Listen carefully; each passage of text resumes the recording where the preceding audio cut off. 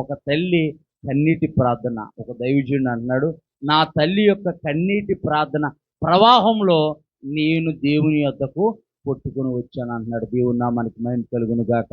చూద్దాం, ఇంకొక తల్లిని గురించి చూద్దాం. పరిశుద్ధ గ్రంథమైన బైబిల్లో నుంచి మొదటి సమూయేలు గ్రంథంలో మనం చూస్తే ఒక భక్తి కలిగిన స్త్రీ ఒక ఆవిడ కనపడుతుంది. ఆవిడ పేరు హన్నా. ఈ భక్తి కలిగిన స్త్రీకి మనందరికీ తెలుసు, ఆమెకి పిల్లలు లేరు. ఇక్కడ పరిశుద్ధ గ్రంథమైన బైబిల్లో ఎల్కానాకి ఇద్దరు భార్యలు, హన్నా, పెనిన్నా అని ఇద్దరు భార్యలు. హన్నాకి పిల్లలు లేనందున పెనిన్నాని వివాహం చేసుకుంటే పెనిన్నాకి పిల్లలు పుట్టారు.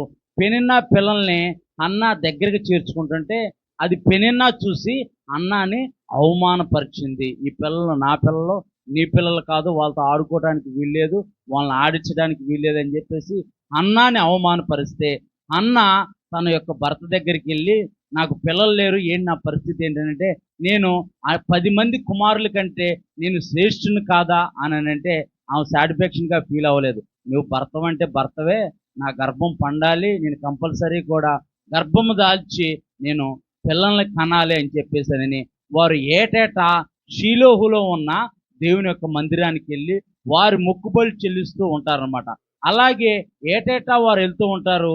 ఆ ఏట కూడా, ఆ సంవత్సరం కూడా వారు షీలోహులో ఉన్న దేవుని మందిరానికి వెళ్ళారు.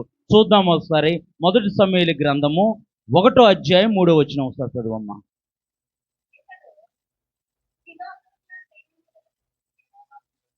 మొక్కుటకు బలి అర్పించుటకును ఏటేటా తన పట్టణమును విడిచి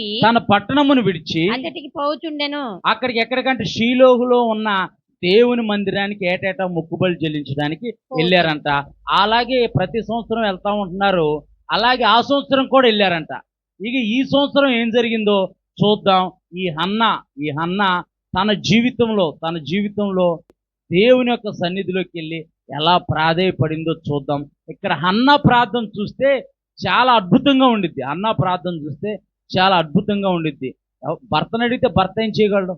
నాకు పిల్లలు లేరంటే, నేను అనేక మంది కుమారుల కంటే నేను ఉన్నాను కదా, నేను శ్రేష్ఠుని కాదా అని చెప్పేసి అందరికీ ఒక్కొక్క పాలు ఇస్తే ఆమెకి 2 పాలు ఇచ్చేవాడంట, 2 భాగాలు ఇచ్చేవాడంట. అయినా సరే ఆమె సాటిస్ఫాక్షన్గా ఫీల్ అవ్వలేదు. హన్నా దేవుని యొక్క సన్నిధిలోకి వెళ్ళింది. అంటే హన్నాకి ఈ సమస్యకు పరిష్కారం ఎక్కడ దొరుకుతుందని విచారణ చేయుటకు వెళ్ళిందంటే, దేవుని సన్నిధిలో మాత్రమే నా సమస్యకు పరిష్కారం దొరుకుతుందని వివేచించి హన్నా దేవుని సన్నిధిలోకి వెళ్ళింది. స్త్రీగా ఉన్న నీవు, తల్లిగా ఉన్న నీవు, నీకున్న పరిస్థితులన్నిటికీ సమాధానము దేవుని అద్దే దొరుకుతుందని నీవు దేవుని ఎదుట మోకాళ్ళు వేయాలి. పిల్లల మీద కేకలేయటం కాదు, భర్త మీద కేకలేయటం కాదు, పిల్లల్ని దొరికినట్టు ఉతికి ఆరేయటం కాదు, కోపం తట్టుకోలేక ఉతికి ఆరేయటం కాదు. వాళ్ళ జీవితాలు మార్చబడాలన్నా, వారి జీవితాలు ఆస్వాదింపబడాలన్నా, భర్తకున్న పరిస్థితి మారాలన్నా, తన లోకమును విడిచిపెట్టి జీవం గల దేవుని వైపు తిరగాలన్నా సరే అది నీ చేతుల్లోనే ఉంది. నన్ను చాలామంది ప్రార్థన చేయమని చెప్పి అడుగుతారు. మా భర్త కోసం ప్రార్థన చేయండి అంటారు. మొట్టమొదటిగా నేను ఒక మాట చెబుతాను, నీవు కూడా చేయి అంటాను. ఎందుకంటే పాస్టర్ గారికి చెప్పాను, నా పని అయిపోయింది అనుకుంటారు వాళ్ళు. పాస్టర్ గారికి చెప్పాను, పాస్టర్ గారు ప్రార్థన చేస్తారు అని అనుకుంటారు. ఒకళ్ళ ఇద్దరా, ఎంతోమంది చెబుతూ ఉంటారు. అన్ని ప్రార్థనలు గుర్తుపెట్టుకొని చెయ్యాలంటే ఇక మేము భోజనం చేయకూడదు, ఏమి చేయకూడదు, కూర్చొని ప్రార్థన చేస్తూనే ఉండాలి. ప్రార్థన చేస్తాం. కొంతమంది ఇలా ప్రార్థన అవసరాలు చెప్పారు ప్రభా, ఈరోజు ఎంతమంది అయితే ప్రార్థన అవసరాలు చెప్పారో వారి అవసరాలు అన్నింటినీ జ్ఞాపకంచుకొని వారికి ఉన్న అవసరం తీర్చండి ప్రభా అని చెప్పి ప్రార్థన చేస్తాం. గుర్తొచ్చినప్పుడల్లా ప్రార్థన చేస్తాం. ఒక్కొక్కసారి ఎప్పుడో చెప్పిన ప్రార్థన అంశం గుర్తొస్తూ ఉంటుంది. ప్రార్థనలో ఉన్నప్పుడు వారు ఎలాగున్నారు పాపం, వారి జీవితంలో కార్యం జరిగిందా లేదని ప్రార్థన చేసి మళ్ళీ అయిపోయిన తర్వాత ఫోన్ చేస్తే వాళ్ళ జీవితంలో కార్యం జరిగింది కానీ వాళ్ళు చెప్పరు. మేమేమో పిచ్చోలా మేము ప్రార్థన చేస్తా ఉంటాం. మేము పాస్టర్ గారితో చెప్పడం, నేను ఒకటే అంటాను, పాస్టర్ గారితో చెప్పండి, చెప్పొద్దని అంటలేదు, కానీ మీరు కూడా ప్రార్థన చేయండి. నీవు కూడా భారం కలిగి కన్నీటితో ప్రార్థన చేయాలి. అతను నేను కొట్టినా, నేను తిట్టినా, నేను దుర్భాషలు ఆడినా సరే నువ్వు ఓపిక కలిగి నీకు తెలుసు నేను తిడతాడు, ఏదో రకంగా నీతో గొడవ పెట్టుకుంటాడని నీకు తెలుసు గనక నీవు ఓపిక కలిగి దేవుని సన్నిధిలో ప్రార్థించే ప్రార్థనా పరురాలుగా ఉండాలని చెప్పి చెబుతాను. మేము కూడా ప్రార్థన చేస్తాం, నీవు ప్రార్థన చేస్తావు. నీ కన్నీటి ప్రార్థన, మా ప్రార్థన దేవుడు ఆలకించి ఏదో ఒక రోజున తన యొక్క జీవితాన్ని మారుస్తాడని చెప్పి నేను చెబుతూ ఉంటాను. ఇక్కడ అన్న ఎక్కడికి వెళ్ళిందో మనం చూద్దాం ఒకసారి. ఇదే అధ్యాయము, మొదటి అధ్యాయము 9వ వచనం కాడ నుంచి చదవండమ్మా. వారు షిలోహులో అన్నపానములు పుచ్చుకున్న తరువాత అన్న లేచి యాజకుడైన ఏలీ మందిర స్తంభం దగ్గరున్న ఆసనం మీద కూర్చుని ఉండగా, ఆసనం అంటే ఇలాంటి స్తంభం ఒకటి ఉందన్నమాట, దాని పక్కనే ఒక కుర్చీ ఉంది పాస్టర్ గారికి. ఆ కుర్చీలో ఆయన కూర్చొని ఉన్నాడు. చదువమ్మా. ఆసనం మీద కూర్చుని ఉండగా బహు దుఃఖాకాంతురాలై వచ్చి అంటే దైవజనుడు ఎదురుగానే అంత దూరంలో ఆమె మోకరించి బహు దుఃఖాకాంతురాలైందంట. బహు దుఃఖాకాంతురాలై వచ్చి యెహోవా సన్నిధిని ప్రార్థన చేయుచు. మొదటి సమూయేలు గ్రంథము 1వ అధ్యాయం 9వ వచనం. చదువమ్మా. సన్నిధిని ప్రార్థన చేయుచు బహుగా ఏడ్చుచు బహు దుఃఖాకాంతురాలై వచ్చి యెహోవా సన్నిధిని ప్రార్థన చేయుచు బహుగా ఏడ్చుచు సైన్యములకు అధిపతైన యెహోవా నీ సేవకురాలనైనా నాకు కలిగి ఉన్న శ్రమను చూచి నీ సేవకురాలైనా నాకు కలిగి ఉన్న శ్రమను చూచి నీ సేవకురాలనైన నన్ను మరువక జ్ఞాపకం చేసుకుని నీ సేవకురాలనైన నాకు మగపిల్లను దయచేసిన ఎడల దేవుడు ఇస్తానని చెప్పాడు. ముందుగా నాకు అసలు ఆమె విశ్వాసంతో ప్రార్థన చేసి చూడండి. అసలు అన్న విశ్వాసం చూడండి, విశ్వాసంతో అన్న ప్రార్థన చూడండి. నాకు ఇప్పటి వరకు కూడా నేను ఎన్నిసార్లు ప్రసంగం చేశాను కానీ నాకు బలిబెలగల పొద్దునే వెలిగింది. నాకు చదివితే నిజం పొద్దునే వెలిగింది నాకు. అన్న ముందుగానే నిర్ణయించుకుంది, ముందుగానే అనుకుంది. ఎందుకు అనుకుందనంటే నీ సేవకురాలైన నన్ను జ్ఞాపకం చేసుకుని నీ సేవకురాలైన నాకు మగపిల్లను దయచేసిన ఎడల ఏదో రాత్రి ఏదో దేవుడు కల్లో కనబడి నువ్వు వెళ్ళి నా మందిరంలో కూర్చొని ప్రార్థన చేసుకోమ్మా, నేను నీకు మగపిల్లోడిని ఇస్తానని చెప్పినట్టు. ఎందుకు మగపిల్లోడిని దయచేసిన ఎడల చదువమ్మా, చదువు కంటిన్యూ చేయదాన్ని. నీ సేవకురాలైన నన్ను మరువక జ్ఞాపకం చేసుకుని నీ సేవకురాలైన నాకు మగపిల్లను దయచేసిన ఎడల వాని తల మీదకి క్షౌరపు కత్తి ఎన్నటికి రానియక వాడు బ్రతుకు దినములన్నీయు నేను వానిని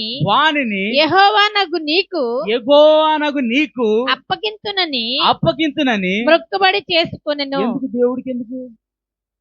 దేవుడికి ఏం అవసరం ఉంది అంటే ఇజ్రాయెల్ ప్రజల్ని దేవుడు 430 సంవత్సరాల బానిసత్వం నుంచి విడిపించిన తర్వాత వాళ్ళని ఏలటానికి పరిపాలించడానికి దేవుడు న్యాయాధిపతుల్ని నియమించాడు.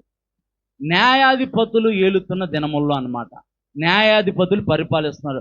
అప్పటి వరకు రాజు లేడు ఇజ్రాయెల్ ప్రజలకి, న్యాయాధిపతులే పరిపాలిస్తున్నారు. మనము చూస్తే గనక వెనకాల గ్రంథాల్లో గనక మనం చూస్తే గనక మోషే దగ్గరకు వచ్చి మోషే మామైన ఇత్రో అంటాడు, నువ్వు వీళ్ళందరికీ న్యాయం తీర్చలేవు, 70 మందికి ఒకళ్ళని, 50 మందికి ఒకళ్ళని, 100 మందికి ఒకళ్ళని, ఇలాగ ఒక్కొక్కళ్ళని న్యాయాధిపతులు పెట్టంటే వారు అలాగా న్యాయాధిపతుల్ని పెట్టి న్యాయాధిపతుల ద్వారా ప్రజలకు న్యాయం తీరుస్తూ ఉండేవారు. అప్పటి వరకు న్యాయాధిపతులు ఏలుతున్నారు, న్యాయాధిపతులు న్యాయం తప్పి ప్రవర్తిస్తున్నారు. ఇజ్రాయెల్ ప్రజలేమో మాకు న్యాయాధిపతులు వద్దు, రాజు కావాలి, రాజు అయితే మమ్మల్ని మంచిగా పరిపాలిస్తారని చెప్పేసి దేవుని ఎదుట వారు ప్రాధేయపడుతుంటే దేవుడు అంటున్నాడు, మీకు రాజు వద్దురా బాబు, ఈ న్యాయాధిపతులనే ఉంచండి రా బాబు అంటే, లేదు లేదు మాకు రాజు కావాల్సిందే, మాకు రాజు కావాల్సిందని ఇజ్రాయెల్ ప్రజలు అంటున్నారు. ఇక్కడ దేవుని మందిరంలో పరిచర్యేమో ఏలి కుమారులు దేవుని దృష్టికి దోషులుగా ఉన్నారు. దేవుని ఎదుట పాపం చేస్తున్నారు వారుగా ఉన్నారంటే, దేవుడి యొక్క మందిరంలో యాజక ధర్మం ఏలి తర్వాత నిలిచిపోయే అవకాశం ఉంది. ఏలి తర్వాత యాజక ధర్మం జరిగించడానికి వేరే వారు ఎవ్వరూ లేరన్నట్టు అక్కడ పరిస్థితులు మనం చూడగలుగుతున్నాము. ఈ హన్నా అంటుంది, దేశమంతా మాకు రాజు కావాలని ప్రార్థన చేస్తే, హన్నా అంటుంది, నీవు నాకు ఒక కుమారుని ఇస్తే ఆ కుమారుని తీసుకెళ్ళి ఐఏఎస్ ఆఫీసరో లేకపోతే కలెక్టరో లేకపోతే జడ్జియో లేకపోతే పోలీస్ ఆఫీసరో చేస్తానంటుందా? నీ మందిరంలో యాజక ధర్మం మంచిగా జరగట్లేదు. ఇజ్రాయెల్ ప్రజలు అందరూ అనుకుంటున్నారు ఏలీ కుమారులైన యాజకులు దేవుని దృష్టికి దోషులుగా ఉన్నారు. నీ మందిరంలో యాజక ధర్మం జరగాలి, అప్పుడే ప్రజలు నెమ్మదితో శాంతితో సమాధానంతో జీవిస్తారని అన్నా భావించి దేవుని సన్నిధిలోకి వచ్చి, దాంతో పాటు అన్నా మీద ఉన్న నింద కూడా తొలగిద్ది. అవునా కదా?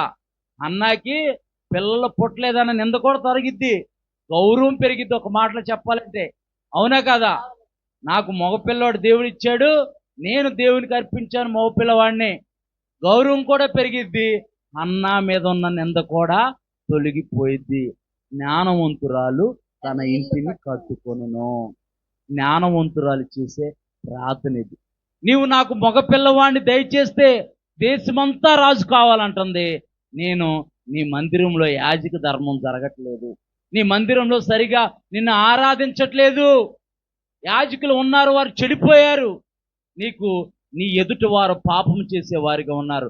నాకు గనక ఒక్క మగ పిల్లవాడిని దయచేస్తే వానికి నాజీరు చేయించి వాణ్ణి పాలు విడిచిన తర్వాత నీ మందిరంలో నీ ఎదుటే నేను వదిలేస్తానని అంది. యాజకుడైన ఏలి వచ్చి ఏమంటున్నాడు ఒకసారి చదువమ్మ. ఆమె యెహోవా సన్నిధిని ప్రార్థన చేయుచుండగా ఏలి ఆమె నోరు ఏమేమో మనసులో ప్రార్థన చేసుకుంటుంది, పైకి వినపట్ల, మనసులో దుఃఖ కాంతురాలు అయిపోయింది, పైకి వినపట్ల. ఏలి అనుకుంటున్నాడు మంచిగా ఆ కుర్చీలో కూర్చొని చూస్తున్నాడు, ఇలాగా చూస్తున్నాడు. ఏమో నోరేమో పెదాలు కదుపుతున్నాయి, మాట బయట కనపట్లేదు, ఏంటి కథ అనుకొని ఆయన ఏమనుకున్నాడేమో, ఒకవేళ వీళ్ళు పండగకు వచ్చారు ద్రాక్షరసం కొద్దిగా ఎక్కువ పుచ్చుకుందేమో అనుకున్నాడు ఆయన. ద్రాక్షరసం కొంచెం ఎక్కువ తాగేసి వచ్చి దేవుని మందిలో కూర్చుందేమో అని చెప్పేసి, ఏమ్మా నీకు పని బాట ఏమీ లేదా, నువ్వు దేవుని మందిరంలోకి వచ్చి ద్రాక్షరసం కూర్చొని నువ్వు ఉన్నావని అంటే, అక్కడ హన్నా అంటుంది, అయ్యా నీ దాసురాలైన నేను అలాంటి దాన్ని కాదు నాయన, నాకున్న దుఃఖాన్ని బట్టి నేను మనోవేదన కలిగి దుఃఖాకాంతురాలై దేవుని సన్నిధిలో దేవుని యొక్క పాదాలు పట్టుకొని ప్రాధేయపడుతున్నానంటే, ఆ యాజకుడు అన్నాడు, అంత దుఃఖం నీకేంటమ్మా, బాగానే ఉన్నావు, నువ్వు మంచిగానే ఉన్నావు, అంత దుఃఖం నీకేంటంటే, నాకు పిల్లలు లేరయ్యా అనంటే, మరొక ఏటకల్లా నీకు దేవుడు కుమారుడు దయచేస్తా అంటే, చేసిన ప్రార్థనకి చేసినట్టు జవాబు వచ్చిందా రాలేదా? చేసిన ప్రార్థనకి చేసినట్టు దేవుడు జవాబును అనుగ్రహించాడు. అది కేవలము అన్న భక్తి గల స్త్రీ గనక దేవుని సన్నిధిలోకి వెళ్ళింది. మనుషుల దగ్గరికి వెళ్ళా, వైద్యుల దగ్గరికి వెళ్ళా, వైద్యుల దగ్గరికి వెళ్ళొద్దని అంటలేదు, కానీ వైద్యుల దగ్గరికి వెళ్ళాలి. వైద్యుల దగ్గరికి వెళ్ళి చూపించుకోవాలి. ఒకవేళ ప్రాబ్లమ్స్ ఉన్నాయంటే మందులు వాడుతూ కూడా ప్రభు మీద ఆధారపడాలి. కొంతమంది ఐవీఎఫ్ చేయించుకుంటారు. 3వ నెల అలాగా ఆ టైంలో గర్భం నెలవక వాళ్ళు చాలా లక్షలు ఖర్చు పెట్టి చేయించుకుంటారు. లక్షలు ఖర్చు పెట్టి ఐవీఎఫ్ చేయించుకుంటారు. 3వ నెల 4వ నెలలో గర్భం నిలవదు, మిస్క్యారీ అయిపోయింది. అంటే ఆ డబ్బులంతా వృధా పోయినట్టే కాదా? అందుకే గర్భఫలము యెహోవా ఇచ్చు బహుమానము, కుమారులు ఆయన అనుగ్రహించు స్వాస్థ్యమే, సంతులేని దాన్ని కుమారులు గల సంతోషం గల తల్లిగాను చేస్తానంటున్నాడు ఆయన. దేవుని నామానికి భయం కలుగును గాక. అంటే మనం చేసే ప్రయత్నాలు మనం చేస్తూ దేవుడి మీద ఆధారపడాలి మనము. అంటే దేవుడు గొప్ప కార్యాలు చేస్తాడు నిజమే, కానీ మనము వైద్యులను సంపాదించడం కూడా చాలా మంచి. అంటే కొన్ని వాటి వైద్యుల ద్వారా కూడా దేవుడు మాట్లాడతాడు. వైద్యం కూడా దేవుడు అనుగ్రహించండి. అంటే ఏం ప్రాబ్లం ఉన్నదని రెట్టిఫై అయింది. ఆ ప్రాబ్లం గురించి ప్రార్థన చేయటానికైనా సరే ఆస్కారం ఉండిద్ది. ఇక్కడ తను హన్నా భక్తి గల స్త్రీ ప్రార్థనా పర్వాలు వెళ్ళి దేవుని సన్నిధిలో ప్రార్థించింది. ప్రార్థించినట్టుకి ప్రార్థనకి తగిన ప్రతిఫలము, ప్రార్థించినట్టుగానే దేవుడు అలాగే జవాబును అనుగ్రహించాడు. అన్న తన కుమారుని తీసుకొని వచ్చి యెహోవా సన్నిధిలో విడిచిపెట్టింది. దేవుని నామానికి మహిమ కలుగును గాక. అంటే దేవుని యందు భయభక్తులు గలవారిగా మన పిల్లల్ని మనం పెంచాలి. మన కుటుంబంలో ఒకరినైనా సరే మనము దేవుడి పరిచర్యకు, వాడు ఉద్యోగం చేసుకొని వ్యాపారం చేసుకొని ఏది చేసుకున్న పరిచారకుడు సేవకుడే అవ్వాల్సిన అవసరంలా. సేవకులను సపోర్ట్ చేసే వ్యక్తిగా ఉన్నా పర్లేదు. సేవ చేసే వాళ్ళకి పరిచారకుడిగా ఉన్న కొన్ని మినిస్ట్రీల్లో ఐఏఎస్ ఆఫీసర్లో గొప్ప ఉన్నతమైన పదవుల్లో ఉన్నవారు మీటింగ్స్ పెడితే వారు చేస్తారు పరిచర్య. వాళ్ళే చేస్తారు పరిచర్య. వాళ్ళే ఇస్తరాకులు ఎత్తుతారు, వాళ్ళే భోజనాలు వడ్డిస్తారు, వాళ్ళే పాత్రలు కడుగుతారు. అంటే అది గొప్ప భాగ్యం అని వారు ఎంచుకుంటారు. వారు తెలుసుకున్నారు అది. మరి మన పిల్లలకు మనం ఎందుకు నేర్పాలి ఇది? అన్న ప్రార్థించింది, నీ మందిరంలో యాజక ధర్మం సరిగ్గా లేదు ప్రభా, నాకు కుమారుణ్ణి ఇస్తే నేను ఆ కుమారుడిని మందిరంలో వదిలిపెడతానంటే ఆ కుమారుడికి సమూయేలు అని పేరు పెట్టింది. సమూయేలు దాను మొదలుకొని బెర్షెబా వరకు ప్రవక్తగా స్థిరపడ్డాడు. ఇప్పుడు ప్రవక్త గారి తల్లి హన్నా, సమూయేలు తల్లి హన్నా అంటారు, హన్నా కుమారుడు సమూయేలు అనరు. అవునా కదా? ప్రవక్త గారి తల్లి హన్నా. అంటే దేవుని సన్నిధిలో తన కష్టాన్ని, తన బాధని, గోడిని విన్నవించుకోవడానికి వచ్చి దేవుని చేత ఒక భక్తి గల తల్లిగా పరిశుద్ధ గ్రంథమైన బైబిల్లో రాయించబడ్డాడు. పరిశుద్ధాత్మ దేవుడు రాయించాడు భక్తి గల స్త్రీగా, భక్తి గల తల్లిగా హన్నా గురించి. మన బిడ్డల్ని మనం ఎలా పెంచాలో దేవుడు వాక్యం ద్వారా మనకు జ్ఞానాన్ని అనుగ్రహిస్తాడు. ఈ దినాలు ఎలాంటి దినాల్లో ఉన్నామంటే దేవునికి, తల్లిదండ్రులకి భయపడే తరం ఒకటి మొదలయ్యింది, తరం ఒకటి తయారైంది. కోత విస్తారంగా ఉంది. పనివారు ఉన్నారు, నమ్మకమైన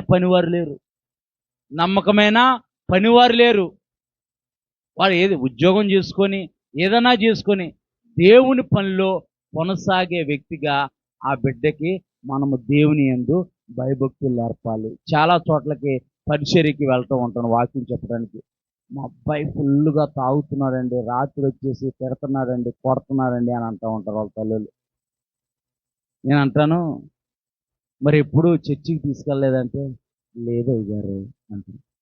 మరి చిన్నతనం నుంచే దేవుని యందు భయభక్తులుగా నీవు సండే స్కూల్కి అలవాటు చేయటము, దేవుని సన్నిధిలో అలవాటు చేయటము మొదలు పెడితే వాడు పెద్ద అయిన తర్వాత దేవుని సన్నిధిలో నాటపడతాడు. ఆడుకోపోరా, సరే ఆడుకుంటానంటే ఆడుకోపోరా అంటారు. పరిశుద్ధ గ్రంథమైన బైబిల్లో ఇజ్రాయేల్ ప్రజలు ఉపవాసం చేసేటప్పుడు శిశువులను కూడా కూర్చోబెట్టుకున్నారంట పక్కన.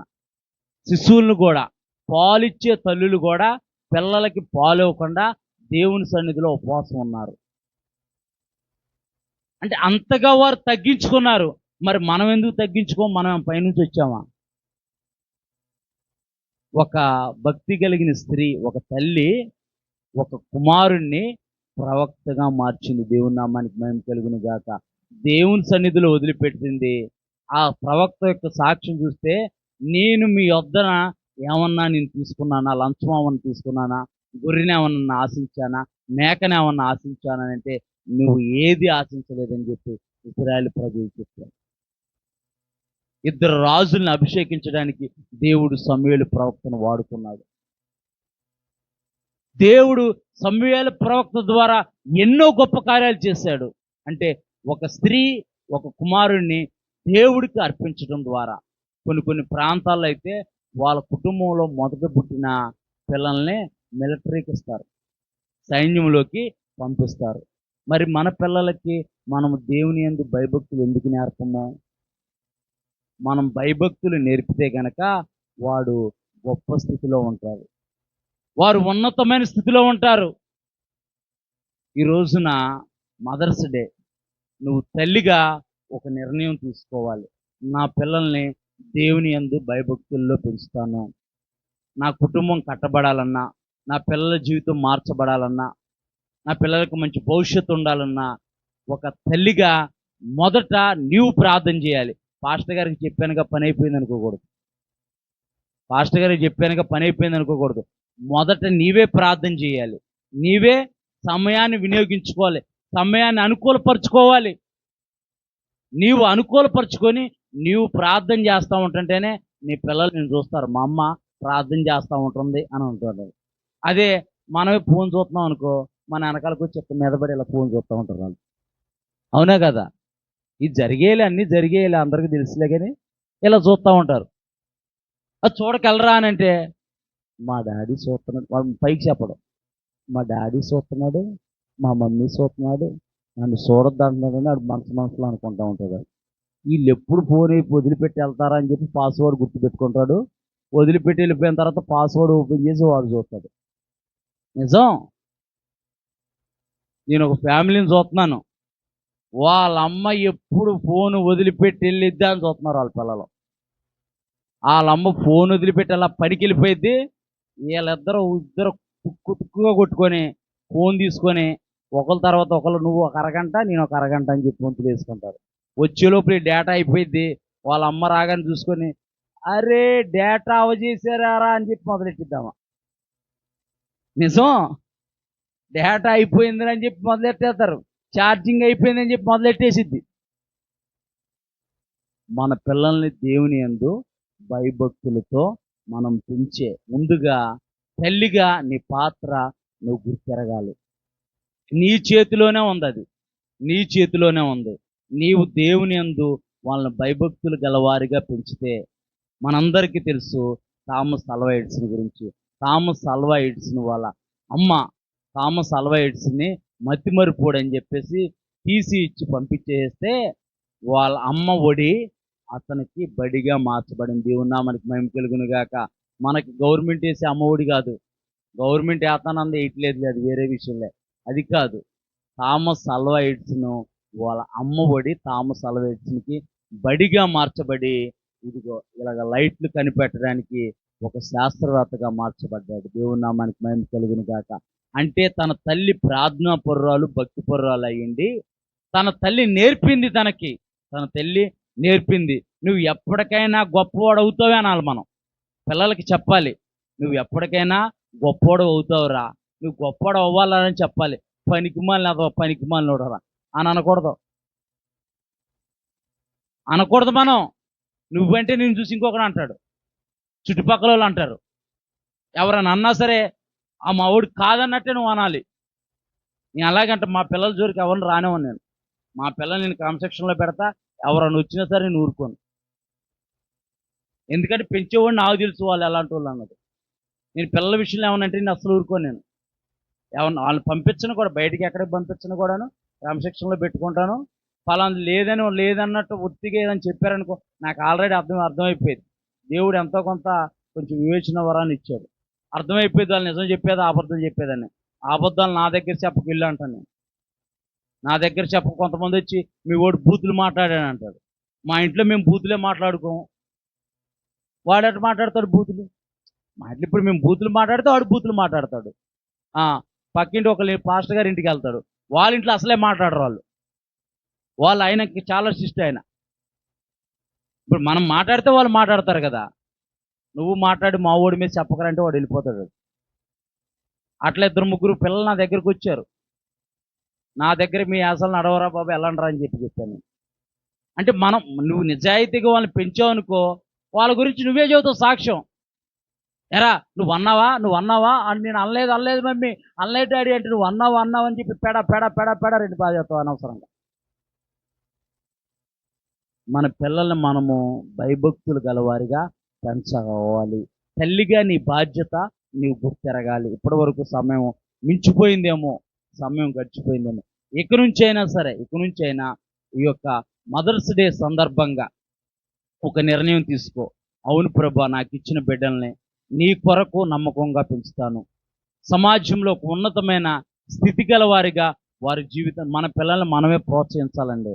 వారిలో ఏ టాలెంట్ ఉందో, వారిలో ఏది నేర్చుకోగలుగుతారో, ఏదైతే వారు నేర్చుకోవాలనుకుంటున్నారో, ఏదైతే ఇష్టపడాలనుకుంటున్నారో, మా పిల్లలకి నేను ఒకటే చెబుతాను, మేము బాగా చదువుకోవడానికి మాకు అప్పుడు సోర్స్ లేవు, మాకు చెప్పేవాళ్ళు లేరు. మీరు బాగా చదువుకోవాలి, దేవుని పని చేయాలి. నువ్వు ఉద్యోగం చేస్తావు, వ్యాపారం చేస్తావు, నాకు అనవసరం.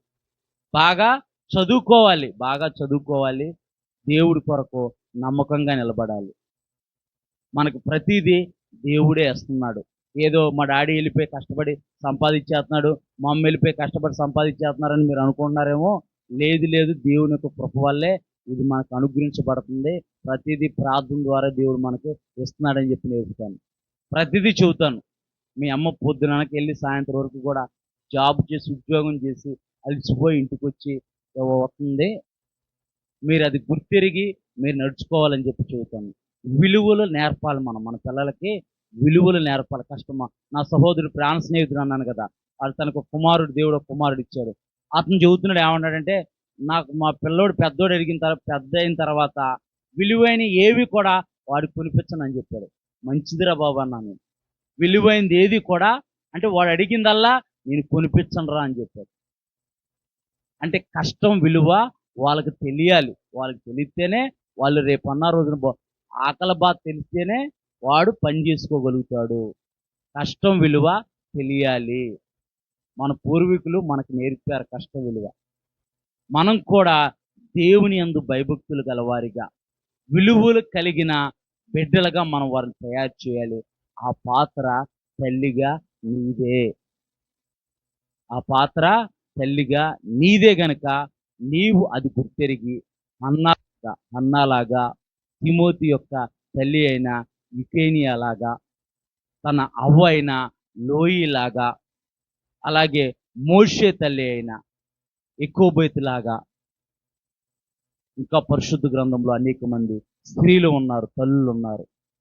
వారందరి గురించి నువ్వు నేర్చుకొని చదివి ఒక ఉన్నతమైన విలువలు కలిగిన బిడ్డలకు తల్లిగా నీ జీవితం మార్చబడాలని ఈ యొక్క మదర్స్ డే సందర్భంగా ఆశిస్తూ ఈ నా మాటలు ముగిస్తున్నాను.